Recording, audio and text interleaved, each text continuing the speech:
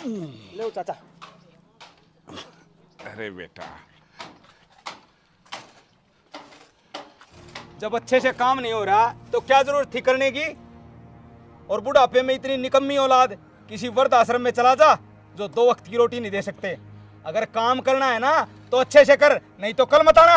अरे ठेकेदार साहब, कर रहा हूँ मैं काम। क्या कर रहा हूँ? एक एक घंटे में ताशा लेके आता है। नहीं, मैं थोड़ा सा और जल्दी कर लूंगा। बोल दिया ना, अच्छे ढंग से कर, नहीं तो वैसे मत आना। नहीं बाबूजी, निकालना नहीं मुझे, मैं अच्छे से ही करूंगा काम, अच्छे से करूंगा।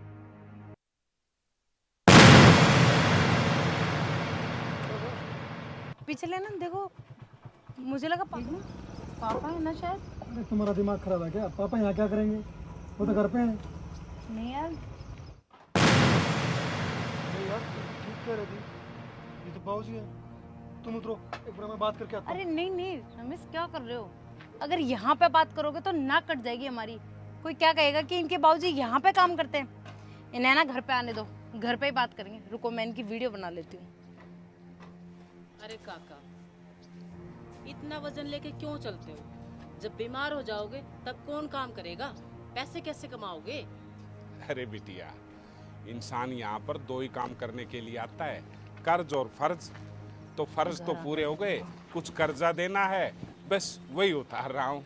कुछ नहीं होगा, बीमार हो गया तो ऊपर वाला है ना ठाकुर, वो अपने आप ठीक कर देगा। अरे काका, कम से कम अपनी उम्र का तो लिहाज करो।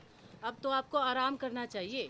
कोई नहीं बिटिया, काम करता रहूंगा ना, हाथ पैर चलते रहेंगे। कर लो तुम।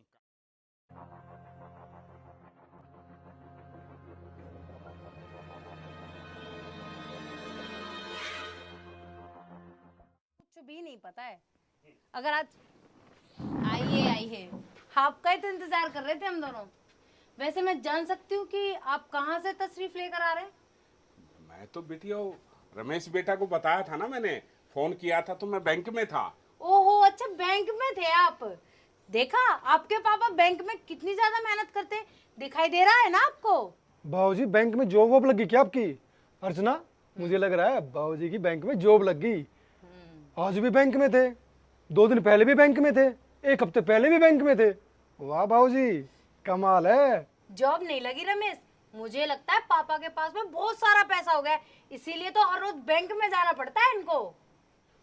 अरे नहीं बेटा, जो वो मुझे कौन देगा, और कहाँ है मेरे पास इतना पैसा। हाँ, ये है कि मेरे 1-2 दोस्त हैं, उनकी कई बार अकाउंट में प्रॉब्लम आ जाती है तो उनके साथ मैं चला जाता हूँ। बाबूजी, उनके अकाउंट में प्रॉब्लम नहीं है, आपके दिमाग में प्रॉब्लम है। और तुम्हारी इस प्रॉब्लम ने हमें पूरी सोसाइटी में बदनाम करके रख दिया है। बिटिया, बेटा, मैं आप दोनों की बात समझ नहीं पाया। क्या कहना चाहते हो आप लोग? ज्यादा ओवर स्मार्ट बनने की कोशिश मत करो। सच सच बताओ, थे कहाँ आप? बिटिया, आपको बताया तो सही कि मैं बैंक में गया था। झूठ बोलने की और बर्दाश्त करने की एक हद होती है। इस उम्र में झूठ बोलते हुए आपको शर्म नहीं आ रही? 1 मिनट, ये बैग दिखाओ। इसमें तो बिटिया मेरा अपना कुछ सामान है। समझ में नहीं आ रहा, मैं बोल रही हूँ ना बाबूजी, बैग दिखाओ। तो 1 मिनट बिटिया। बैग दिखाओ ना। किसकी ये चप्पल है? ये किसका है?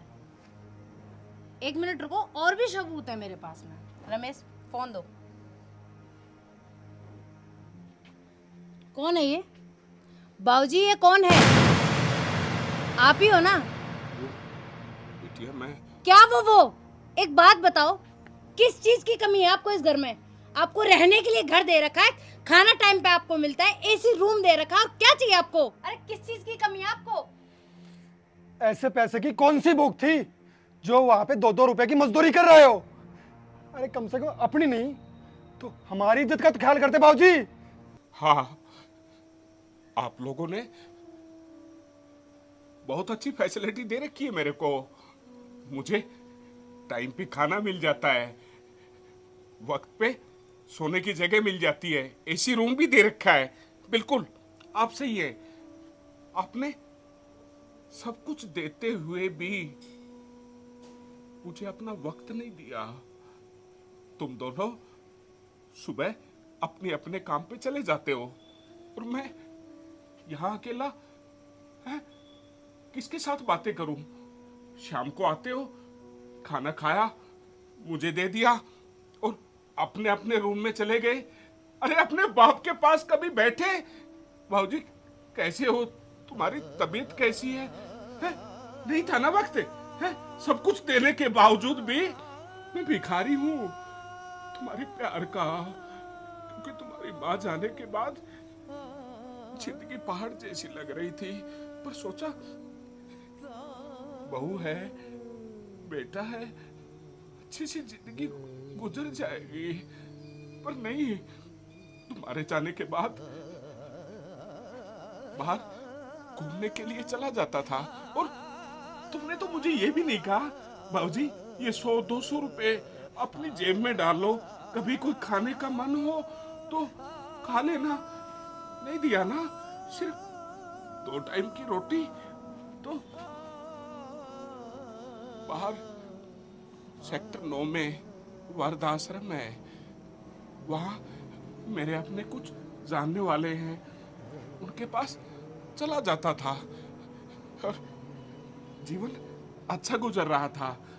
लेकिन वहां पर देखा कि उन लोगों के पास 2 वक्त की रोटी नहीं है। मेरे को तो आप लोगों के आशीर्वाद से और भगवान की मर्जी से 2 वक्त की रोटी मिल रही, लेकिन वहां वृद्धाश्रम में ना वो लोग भूखे सोते हैं, उनके पास खाना नहीं है और उनके बच्चे उनके पास नहीं आते। तो तुमसे मांगा 1-2 बार पैसा, तुमने कहा नहीं है, तुमसे मांगा तुमने भी मना कर दिया। अब उनके लिए कुछ ना कुछ खाने का सामान लेने के लिए तो पैसे तो चाहिए ना बेटा। तो मैं वो मजदूरी के जितना पैसा मिलता है 100-200 रुपया, और वो वहां पर मैं सामान ले जाता हूँ और जो उनके चेहरे पे मुस्कान आती है ना, बस उसी में मेरी जिंदगी गुजर रही है, उसी में मेरी जिंदगी गुजर रही है। और रही बात आप दोनों की इज्जत की, आपकी इज्जत पे कोई दाग आने नहीं दूंगा बेटा। भगवान तुम्हारी इज्जत शोहरत बनाए रखे। हाँ, मैं उस वृद्धाश्रम में रह लूंगा, वहां पर मेरा मन लग जाता है, क्योंकि तुम्हारे पास तो टाइम नहीं है ना बेटा, है ना। मैं वही चला जाऊंगा और कोई पूछे ना कि तुम्हारे बाबूजी, तो कहते मेरे बाबूजी तो है नहीं, वो मर चुके हैं। क्या बोल रहे हो पापा? क्या बोल रहे हो आप? इतनी बड़ी सजा मत दो मौसी हमें। माँ जी तो हमें कब का छोड़ के चली गई। अरे हम तो आप में अपनी माँ और बाप दोनों देखते हैं, आप चले जाएंगे तो हम तो अनाथ हो जाएंगे ना पापा। एक गलती तो मौसी भगवान भी माफ कर देता है। बेटा आप दोनों भगवान की दया से अच्छी नौकरी करते हो। तुम दोनों से एक रिक्वेस्ट है, जो वहाँ पर मेरे भाई बहन है ना वृद्धाश्रम में, उनको है ना एक टाइम का खाना भी नसीब नहीं होता। अगर तुम दोनों अपनी हाफ सैलरी वहाँ हर महीने दे दो तो बेटा बहुत बड़ा पुण्य होगा तुम दोनों को।